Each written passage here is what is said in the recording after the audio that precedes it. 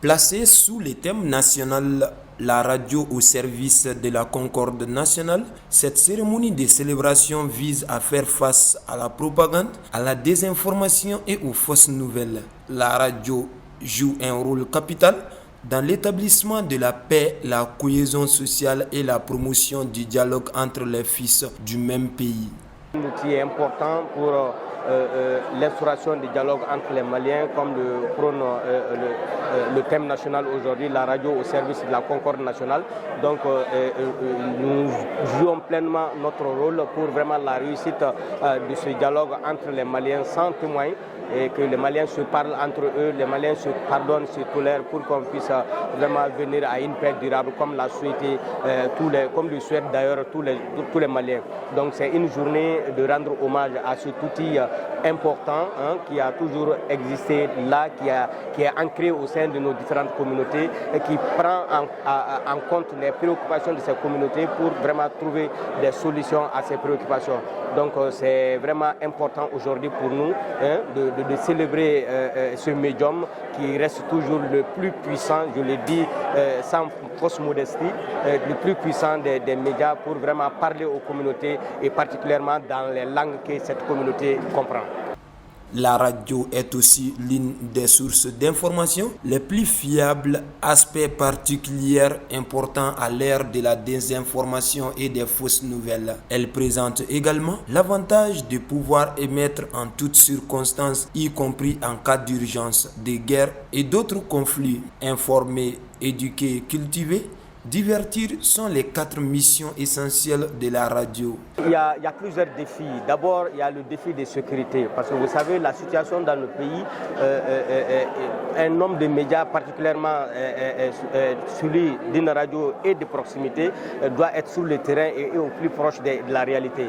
Et vous n'êtes pas sans savoir que la situation est très difficile aujourd'hui. C'est pourquoi d'ailleurs, on a eu des confrères qui sont enlevés sur le terrain, on a eu des confrères qui ont été assassinés.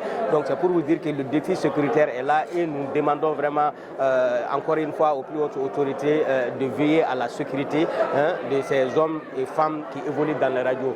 L'autre défi, c'est le défi de formation. Vous savez, avec la libéralisation des zones, les gens sont venus à la radio comme ça, sans aucune base, sans aucune formation. Ça, c'est pas grave, mais il faut que ceux-là qui évoluent dans ces radios se renforcent, qu'on renforce leurs compétences pour vraiment les permettre de mieux manier cet outil fatal, si je me permets le terme, pour que leur travail puisse être bénéfique et non que ça soit un travail vraiment qui détruit le tissu social. Donc il y a ce défi de formation qui est là. Et puis il y a le défi économique. Donc avec l'apparition des nouveaux médias, vous n'êtes pas sans savoir qu'à la présence de chaque nouveau média, il y a des concurrences qui existent et qui constituent vraiment un manque à gagner cruel pour les radios. Mais c'est aux radios de s'adapter, comme nous l'avons dit, de s'adapter à la réalité du moment pour que vraiment ce défi économique aussi puisse être relevé. Donc voilà en gros les quelques défis auxquels les radios font face.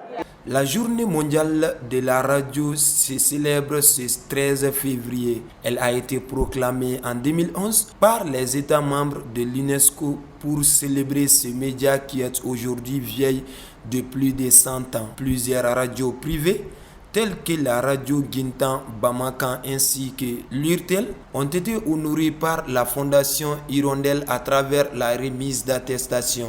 Cette journée mondiale de la radio 2024, c'est une opportunité pour réaffirmer le soutien à la radio au Mali pour son rôle crucial dans la société. Encourageons la diversité des émissions et l'inclusion des voix des communautés locales. En souhaitant à la radio, outil inoxydable, je l'ai dit tout à l'heure, que la radio continue à nous accompagner dans notre quête quotidienne de paix.